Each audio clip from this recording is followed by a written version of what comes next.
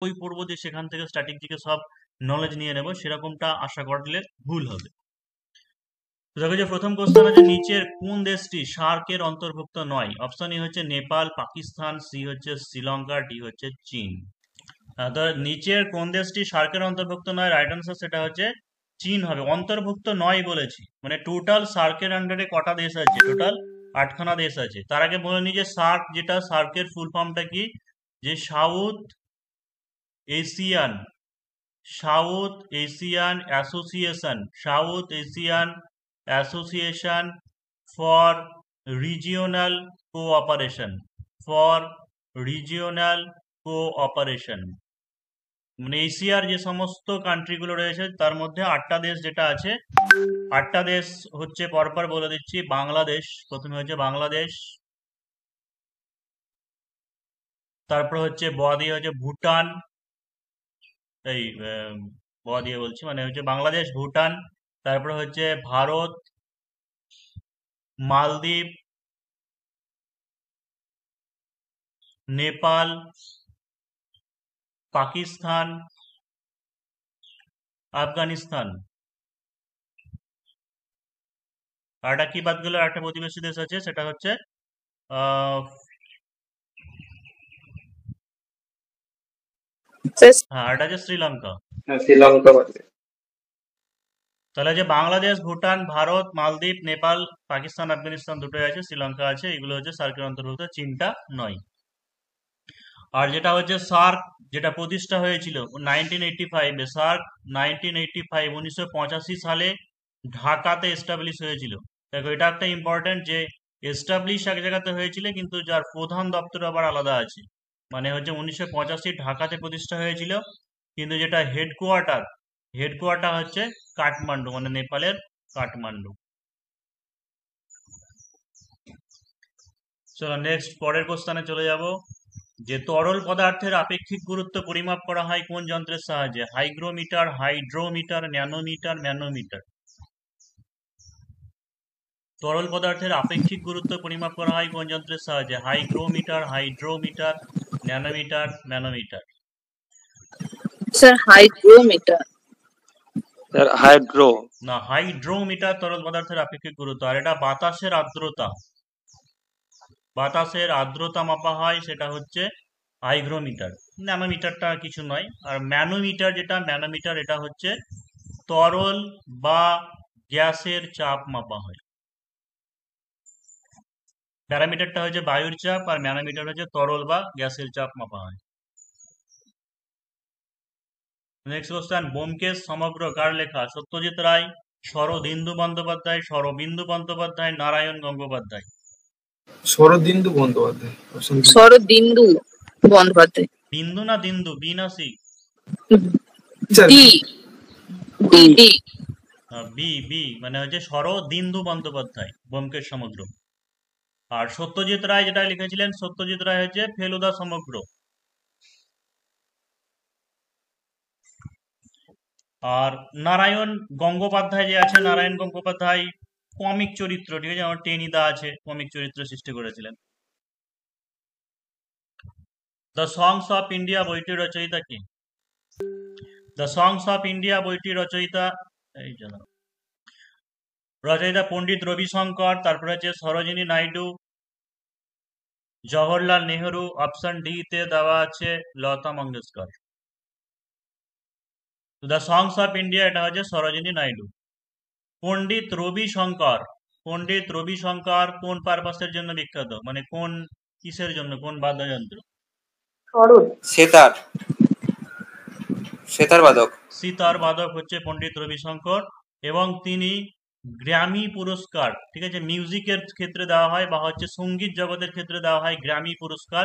তিনি 3বার জিতে নিয়েছিলেন, মানে সর্বাধিকবার পণ্ডিত রবিশঙ্কর। জওহরলাল নেহরুর ডিসকভারি অফ ইন্ডিয়া আছে, তার লেখা বইয়ের নাম জওহরলাল নেহরুর। লতা মঙ্গেশকর মধ্যপ্রদেশ, ইন্দোরে, মধ্যপ্রদেশের ইন্দোরে লতা মঙ্গেশকরের জন্ম, কিন্তু তিনি থাকতেন মুম্বাইয়ে, এবং তাকে সুর সাম্রাজ্ঞী বা নাইটিঙ্গেল বলা হয়। এবং তার যে ভারতরত্ন পুরস্কারটা 2001 সাল মনে হচ্ছে সম্ভবত ভারতরত্ন কবে পুরস্কার পেয়েছে সেটা একটু সালটা দেখে নেবে। অরণ্যের অধিকার বইটির রচয়িতা কে? মহাশ্বেতা দেবী, আশাপূর্ণা দেবী, বিভূতিভূষণ বন্দ্যোপাধ্যায়, জগদীশ চন্দ্র বসু। মহাশ্বেতা দেবী। মহাশ্বেতা দেবী। অরণ্যের অধিকার সেই সঙ্গে হচ্ছে 1084 মা। অরণ্যের অধিকার 1084 মা, এই দুটো বইয়ের গ্রন্থেরই লেখক হচ্ছে মহাশ্বেতা দেবী। আর আশাপূর্ণা দেবীর লেখা হচ্ছে প্রথম প্রতিশ্রুতি। প্রথম প্রতিশ্রুতি। বিভূতিভূষণ বন্দ্যোপাধ্যায় আছে পথের পাঁচালী, আরণ্যক,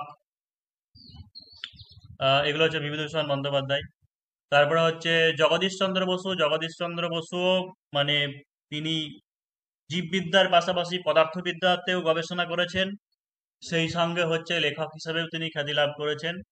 তো জগদীশ চন্দ্র বসু যেটা হচ্ছে উদ্ভিদের প্রাণ আছে সেটা প্রমাণ করেছিলেন, এবং ওয়্যারলেস টেলিকম যেটা, ঠিক আছে, ওয়্যারলেস টেলিকম সেটারও তিনি, বা বেতার যন্ত্রের আবিষ্কারক, কিন্তু যদিও পেটেন্ট সেটা তিনি পাননি কারণ মানে দেরি হয়ে গেছিল তৈরি করতে। তো বেতার যোগাযোগ এটাও বলতে পারো, বা উদ্ভিদের প্রাণ আছে, এটা জগদীশ চন্দ্র বসু প্রথম বলেন। বাটল দি গ্রেট হাদাভোদা কমিক চরিত্রের সৃষ্টিকর্তা কে? Batul the great Narayan Hadabhoda, Debnath. সেই সঙ্গে আরো আছে নন্টে ফন্টে, বাহাদুর বেরাল। কমিক চরিত্রের সৃষ্টিকর্তা কে? সত্যজিৎ রায়, উপেন্দ্র কিশোর রায়চৌধুরী, নারায়ণ দেবনাথ, নারায়ণ গঙ্গোপাধ্যায়। তো নারায়ণ কি হবে? নারায়ণ দেবনাথ। দেবনাথ। আর নারায়ণ গঙ্গোপাধ্যায়, এটা একটু বলে যে টেনিদা সৃষ্টিকর্তা হচ্ছে নারায়ণ গঙ্গোপাধ্যায়। সনাতন পাঠক নামে কোন লেখক পরিচিত? বঙ্কিমচন্দ্র চট্টোপাধ্যায়, সুনীল গঙ্গোপাধ্যায়, বিমল ঘোষ, মনীষ ঘটক। সনাতন সুনীল পাঠক, গঙ্গোপাধ্যায়। বা আর একটা বললেই মনে পড়ে যাবে, এটা হয়তো সবাই জানো, নীল লোহিত বা সনাতন পাঠক সুনীল গঙ্গোপাধ্যায়। স্যার সুনীল গঙ্গোপাধ্যায়। বঙ্কিমচন্দ্র চট্টোপাধ্যায় কি? সাহিত্য সম্রাট। হ্যাঁ, সাহিত্য সম্রাট বা কমলাকান্ত, মুচিরাম গুড়। আর শরৎচন্দ্র চট্টোপাধ্যায় হচ্ছে অনিলা দেবী। বিমল ঘোষ মৌমাছি। মনীষ ঘটক যুবনাশ্য ছদ্মনামে লিখতেন। বলাইচাঁদ মুখোপাধ্যায়, বনফুল। বলাইচাঁদ মুখোপাধ্যায় হচ্ছে বনফুল। হুতুম পেঁচা কালীপ্রসন্ন মজুমদার। সিংহ। স্যার মনীষ ঘটকের হচ্ছে যুবনাশ্বটা কি ছদ্মনাম? হ্যাঁ। গ্যাম্বিট শব্দটি কোন খেলার সঙ্গে যুক্ত? দাবা, হকি, বেসবল, পোলো। দাবা। দাবার সঙ্গে যুক্ত হচ্ছে গ্যাম্বিট। হকি অনেকগুলোই আছে, তবে ইম্পর্টেন্ট বলছি, যেমন হকি হচ্ছে বুলি। তারপরে গল্ফ হচ্ছে টি, এটা অনেক সময় আসে পরীক্ষায়, গল্ফ টি খেলাটি গল্পের সঙ্গে যুক্ত। তারপরে যে পোলো যেটা আছে, পোলো হচ্ছে তোমার চুকার।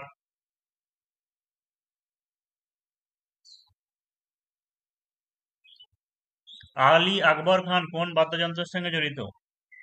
আলী আকবর খান বীণা, সন্তুর, সরোদ, সিতার। শরৎ। স্যার সরোদ। হ্যাঁ, তো আলী আকবর খান হচ্ছে সরোদ। বীণা হচ্ছে আরশাদ আলী খান, তারপরে হচ্ছে জিয়াউদ্দিন। আরো অনেক আছে, কিন্তু পরীক্ষার সময় এগুলোই সাধারণত দেয়, যে আরশাদ আলী খান আর এটা যে জিয়াউদ্দিন। বীণা, সন্তুর শিবকুমার শর্মা। আমজাদ আলী খান। শিবকুমার শর্মা হচ্ছে সন্তুর। আর শরৎ তো বললাম আলী আকবর খান, বা হচ্ছে আমজাদ, শরৎ হচ্ছে আলী আকবর খান, তার সঙ্গে হচ্ছে আমজাদ খানও আছেন। আর সীতার হচ্ছে পণ্ডিত রবিশঙ্কর।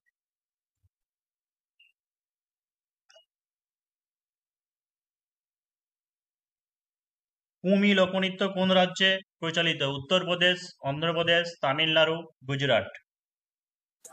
এটা স্যার তামিলনাড়ু। তাহলে কুমি, এমনিতে আমরা জানি যে ভারতনাট্যমটা হচ্ছে তামিলনাড়ু। সেই সঙ্গে হচ্ছে কুমিটাও হচ্ছে তামিলনাড়ুরই। উত্তরপ্রদেশের হচ্ছে নটঙ্কি। অন্ধ্রপ্রদেশ কুচিপুড়ি। কুচলাপুরম, অন্ধ্রপ্রদেশের একটা গ্রাম আছে যে গ্রামটার নাম হচ্ছে কুচেলাপুরম, এবং সেই গ্রাম থেকেই নাচটা সৃষ্টি হয়েছে কুচিপুড়ি। গুজরাটের হচ্ছে তোমার গরবা বা হচ্ছে ডান্ডিয়া। ডান্ডি।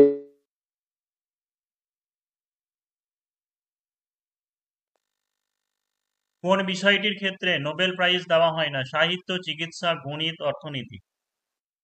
গণিতে। গণিতে। গণিত। তো যে গণিত ক্ষেত্রে দেওয়া হয় না, গণিতের ক্ষেত্রে নোবেলের অল্টারনেট বলা হয়, সেটা হচ্ছে অ্যাবেল প্রাইজ। Nobel prize. আর বাকি কি হচ্ছে যে 1901 সাল থেকে নোবেল দেওয়া শুরু হয় কার নাম অনুসারে? Alfred, Alfred Nobel. হ্যাঁ, পুরো নামটা হচ্ছে Alfred Bernhard Nobel. Alfred Bernhard Nobel, তিনি একজন সুইডিশ বিজ্ঞানী ছিলেন, মানে ইঞ্জিনিয়ার ছিলেন। তো 10ই ডিনামাইট ডিসেম্বর আবিষ্কার করেছিল। তার মৃত্যু দিবস, মানে হচ্ছে 10ই ডিসেম্বর উপলক্ষে এটা দেওয়া হয়। মৃত্যু দিন হয়েছিল 10ই ডিসেম্বর, নোবেল প্রাইজটা দেওয়া হয় 1901 সাল থেকে। প্রথমে কি কি বিভাগে দেওয়া হতো? সাহিত্য, তারপরে হচ্ছে পদার্থবিদ্যা, তারপরে হচ্ছে রসায়ন, তারপরে হচ্ছে শান্তি, আর এটা কি 1 2 3 4, চিকিৎসা। আর এটা হচ্ছে চিকিৎসা।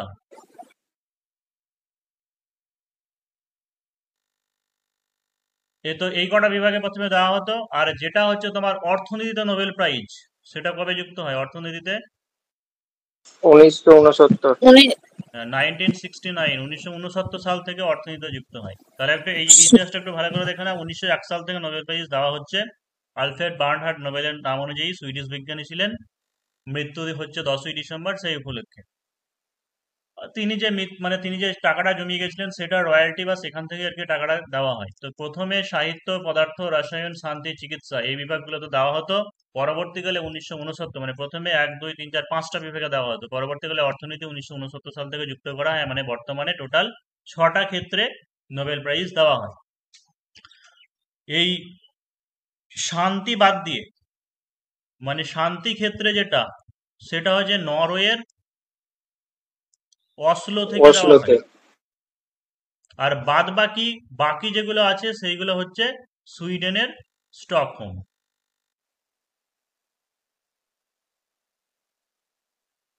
তাহলে এটা গুলিয়ে যাবে না, কারণ হয়তো ভাবে যে অর্থনীতিটা পরে অ্যাড হয়েছে, সেটা হয়তো আলাদা হবে। তা নয়, যে শান্তি ক্ষেত্রে যেটা, সেটা নরওয়ের অসলো থেকে দেওয়া হয়, আর বাদ বাকি সব সুইডেনের স্টকহোম থেকে দেওয়া হয়। ইউএনডিপি এর সদর দপ্তর কোথায়? দেখো, ইউএনডিপি কি হচ্ছে? এটা হচ্ছে একটা ইউনাইটেড নেশনস অর্গানাইজেশনের সংস্থা, তাই তো? ইউএনও, ইউনাইটেড নেশনস অর্গানাইজেশন একটা সংস্থা। এখানে যে সমস্ত সংস্থাগুলো আছে, ভালো করে তাদের পুরো নাম, কত সালে প্রতিষ্ঠা এবং কাজ কি করে বা কোথায় সদর দপ্তর, ভালো করে মুখস্থ করতে হবে। ইউএনডিপি মানে কি? United Nations Development Programme. United Nations Development Programme. তো এর সদর দপ্তর যেটা সেটা আছে, সেটা হচ্ছে নিউ ইয়র্ক। বাকি বলে দিই, যে সমস্ত সংস্থাগুলো আছে এইভাবে সাজিয়ে নিয়ে পড়বে। আইএলও মানে হচ্ছে ইন্টারন্যাশনাল লেবার অর্গানাইজেশন, তারপরে হচ্ছে ওয়ার্ল্ড হেলথ অর্গানাইজেশন, তারপরে হচ্ছে ইউএনসিটিএডি, তারপরে হচ্ছে ডব্লিউটিও। এই চারটের, আইএলও, ডব্লিউএইচও, ইউএনসিটিএডি, ডব্লিউটিও, এই চারটের সদর দপ্তর কোথায় রয়েছে? জেনেভাতে। আর ইন্টারন্যাশনাল মনিটারি ফান্ড মানে আইএমএফ, আইএফসি, আইবিআরডি, এদের হচ্ছে ওয়াশিংটন ওয়াশিংটন। ডিসি।